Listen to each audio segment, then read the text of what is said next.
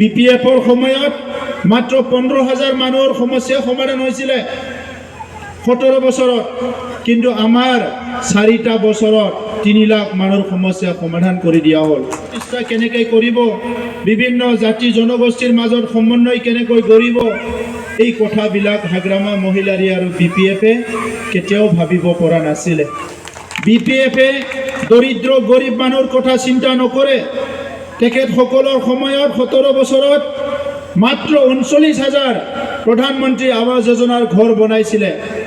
আমাৰ 4টা বছৰত 2,92,000 প্ৰধানমন্ত্ৰী আৱাস যোজনা ঘৰ নিৰ্মাণ কৰা হৈ গ'ল। মই ড্ৰেছ পিন্ধি নামাজলৈ বহিব যোৱা নাই, কিন্তু মোৰ হৃদয়ত মৰম আছে। তেখেতে মাইনৰিটিসকলৰ ড্ৰেছটো পিন্ধি পেলাই নামাজ কৰিবলৈ যায়, কিন্তু সেই 2008ত কিয় মৰামৰি হ'ল, 2012ত কিয় মৰামৰি হ'ল, 2014ত কিয় মৰামৰি হ'ল, ইয়াৰ জবাবটো আগতে দিয়ক। ইয়াত চুৰ ডকাইতৰ পৰা লৈ পেলাই কোনো অসামাজিক কাৰ্য কোনো কৰিব নোৱাৰিব। জুৱা মদ ভাং দাদাগিৰি ইয়াত কোনো নচলিব। তেখেতে মাইনৰিটিসকলৰ ড্ৰেছটো পিন্ধি পেলাই নামাজ কৰিবলৈ যায়, কিন্তু সেই 2008ত কিয় মৰামৰি হ'ল, 2012ত কিয় মৰামৰি হ'ল, 2014ত কিয় মৰামৰি হ'ল, ইয়াৰ জবাবটো আগতে দিয়ক। ইয়াৰ জবাবটো দিয়ক। মই ড্ৰেছ পিন্ধি নামাজলৈ বহিব যোৱা নাই, কিন্তু মোৰ হৃদয়ত মৰম আছে। মই সন্মান কৰোঁ সকলো জাতি জনগোষ্ঠীক, আৰু আপোনালোকৰ কাৰণে আহিছোঁ। আমাৰ এটাই সংকল্প, আমি যেতিয়ালৈকে ৰাজনীতি কৰিম ইয়াতে হিংসা হ'বলৈ দিয়া নহ'ব। কোনো জীৱন কোনো কাৰো জীৱন ল'ব নোৱাৰিব, কোনো তেজ কাৰো ল'ব নোৱাৰিব। ইয়াত চুৰ ডকাইতৰ পৰা লৈ পেলাই কোনো অসামাজিক কাৰ্য কোনো কৰিব নোৱাৰিব। জুৱা মদ ভাং দাদাগিৰি ইয়াত কোনো নচলিব। আৰু যেনেকৈ কথা কৈছিলোঁ, যোৱা 4টা বছৰত আপোনালোকে দেখিছে কোনো দাদাগিৰি কৰিব পৰা নাই ইয়াতে। আগৰ দাদাগিৰিবিলাক ক'ত পলাল? আগতে শ্ৰীৰামপুৰ গেট এই অঞ্চলবিলাকতো বহুত দাদাগিৰি আছিলে, গেং আছিলে। এই গেংবিলাক ক'ত পলাল? আজি চৰকাৰে ইহঁতক কোনো কাৰণত আমি স্পেচ দিয়া নাই। মানুহে খেতি কৰি খাব, ব্যৱসায় কৰি খাব। আগতে ব্যৱসায়বিলাকে কিমান টকা দিব লাগিছিলে। আজি আমাৰ সময়ত কোন ব্যৱসায়ীয়ে কষ্ট পাইছে? কোনো ব্যৱসায়ী আজি কষ্ট পোৱা নাই। সেইকাৰণে শ্ৰদ্ধা ৰাইজ, আহি থকা সময়টো আমাৰ সময়।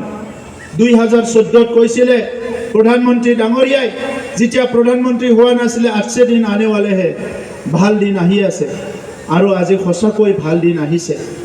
এই ভাল দিনটো আমি চিৰযুগমীয়া কৰিব লাগিব। এই ভাল দিনটো আমি ধৰি ৰাখিব লাগিব। অহা 20-30 বছৰ আমি যদি ভাল দিনটো ধৰি ৰাখিব পাৰোঁ, আমাৰ অঞ্চলৰ অৰ্থনীতিভাৱে আগুৱাই যাব, আমাৰ অঞ্চলৰ শিক্ষাত আগুৱাই যাব, আমাৰ অঞ্চলৰ ল'ৰা ছোৱালীও বহুত আগুৱাই যাব। IAS অফিচাৰ হ'ব, ডক্টৰ ইঞ্জিনিয়াৰ হ'ব। যোৱা বছৰত 1 বছৰতে 50 জন ল'ৰা ছোৱালী APSC পাছ কৰিছে আমাৰ অঞ্চলৰ পৰা। লাহে লাহেকৈ APSC UPSC পাছ কৰিব। আমি সুপাৰ 50 কৰিছোঁ ডক্টৰ বনোৱাৰ কাৰণে, ইঞ্জিনিয়াৰ বনোৱাৰ কাৰণে, আমি IAS IPS বনোৱাৰ কাৰণে।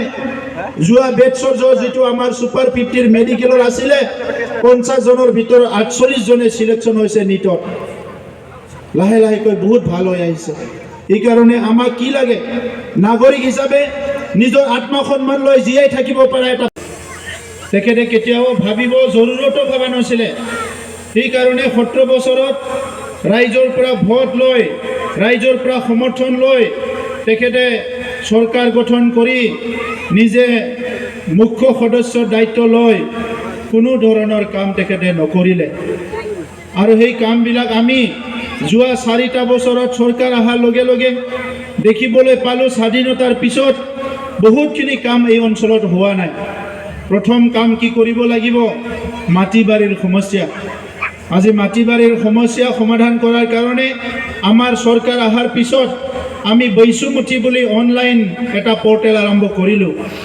এই অনলাইন পৰ্টেলৰ দ্বাৰা এই 3টা বছৰ কাম কৰি আমি মাত্ৰ 11 মাহ অনলাইনৰ কাম চলিছে। ইয়াত প্ৰায় 3 লাখ মানুহৰ সমস্যা সমাধান হৈছে। BPFৰ সময়ত মাত্ৰ 15,000 মানুহৰ সমস্যা সমাধান হৈছিলে 17 বছৰত, কিন্তু আমাৰ 4টা বছৰত 3 লাখ মানুহৰ সমস্যা সমাধান কৰি দিয়া হ'ল। BPFে দৰিদ্ৰ গৰীব মানুহৰ কথা চিন্তা নকৰে। তেখেতসকলৰ সময়ত 17 বছৰত মাত্ৰ 39,000 প্ৰধানমন্ত্ৰী আৱাস যোজনাৰ ঘৰ বনাইছিলে। আমাৰ 4টা বছৰত 2,92,000 প্ৰধানমন্ত্ৰী আৱাস যোজনা ঘৰ নিৰ্মাণ কৰা হৈ গ'ল। BPFৰ দিনত সেলফ হেল্প গ্ৰুপৰ কাৰণে অহা পইচাবিলাক সেলফ হেল্প গ্ৰুপৰ লগত আধা ভাগাই খাইছিলে BPFৰ নেতাবিলাকে, তেখেতসকলৰ VCDC TCL CCৰ নেতাবিলাকে। আমাৰ সময়ত আমি সেলফ হেল্প গ্ৰুপক ইতিমধ্যে 10,000 সেলফ হেল্প গ্ৰুপক 25,000 কৰি টকা দিয়া হৈ গ'ল আৰু 10,000 সিলেকশ্যন কৰা হৈছে। এই 10,000ৰ ভিতৰত 5,000 সেলফ হেল্পে কৈছে আমাক মিটিং কৰিবলৈ টেবল লাগে, কিবা কিবি টাৰ্পলিন লাগে, এইবিলাক বস্তু দিব লাগে আৰু 5,000 আমি সিলেকশ্যন কৰিলোঁ। আৰু 5,000 সেলফ হেল্পে কৈছে যে আমাৰ গাঁওবিলাকত যেতিয়া কিবা পৰ্ব হয়, কিবা মেল মিটিং হয়, উৎসৱ হয়, আমাৰ ভাত বনাবলৈ বাচন বৰ্তন নাই, এই ব্যৱস্থাটো কৰি দিব লাগে, তেতিয়া গাঁৱত কাজ কৰ্মবিলাক হ'লে আমাৰ বহুত সহায় হ'ব। আমি 5,000 সেলফ হেল্প গ্ৰুপবিলাক চিলেক্ট কৰিলোঁ